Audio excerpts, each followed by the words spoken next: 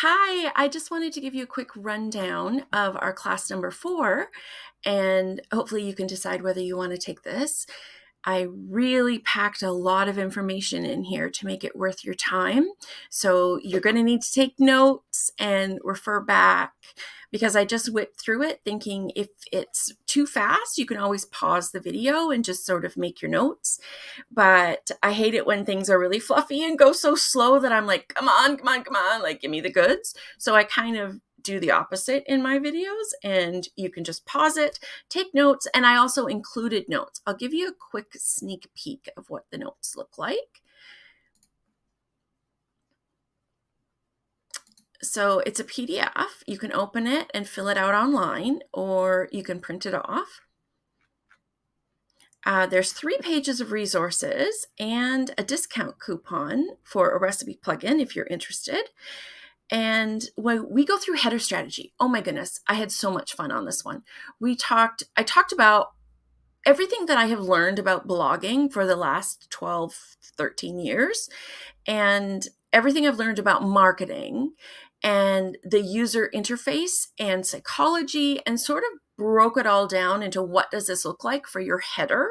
Should you have an H2 up top right away? Should you have photos? How big should your photos be? Where do you put your keywords?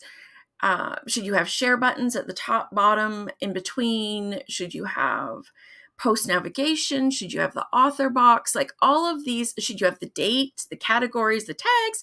Oh my goodness, or an email sign up. Like there are so many goals that we have as bloggers. And so I went into how to get your reader to take the action you'd like them to take.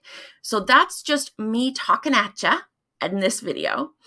And then we go into how to actually make it happen with the different blocks and what is in a theme and what is in blocks. So you know what to expect, and you know if you can do it yourself with a block, or you need to contact a developer or get a different theme to make it happen, to make what you want to happen. And then I also go over, a really neat way to include other people's learning modalities. So if you want to include an audio version, a video version, or a transcript of your post, you can easily do it with a couple of tools that I've outlined here without any extra work other than you reading the post one time out loud. And then all of this can be done for you. And then I show you how to place it into a tabber that looks something like this, icons and everything like that. We go through HTML anchors, which are like a jump to link. So you can send people to different portions of your blog, or directly to the recipe, or directly to a video, anything you like.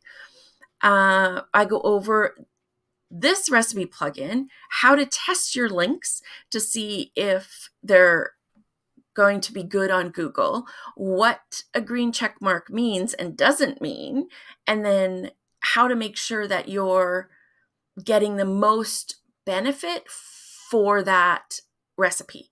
So, because there's a bunch of different places it could show up in Google if you format it correctly.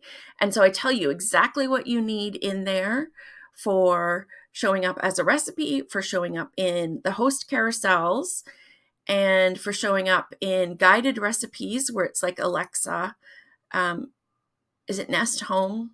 I don't know, all the home little things that you talk to. They have guided recipes. So I show you exactly how to get into that. We go through which plugins make it easy. And then that's the coupon code I have for you. And then we just quickly go through the post footer call to action to make sure that you're getting your clients or readers to do what you need them to do. And for ad revenue, it's usually to stick around and read more, get more page views. And so we talk about that specifically, but then we also talk about a few other scenarios. If you're looking for email signups, or if you're a product-based business or a service-based business, what you might want to include or not include in your footer to get them to take the action that you want them to take. So it was a lot of fun going through this and recording all the videos for you. I hope you enjoy it. This is the outline of the notes. Let me show you what the class itself looks like. the first lesson that was free, I did all in a 28-minute video, and then I just bookmarked all the different links, but I find that that's a lot to go through. So in this lesson for class number 4, I broke it up into 7 videos, and each one is between 6 minutes or 4 minutes and I think 12 or 14 minutes. So, and keep it to one topic. So hopefully that makes it a little easier to digest and that you can go through and take notes. So I really look forward to your feedback. I want to know how it goes. If you got enough value, if it was too much, too fast, because I can talk. Anyway, I hope you love it, and I will see you in our support forum.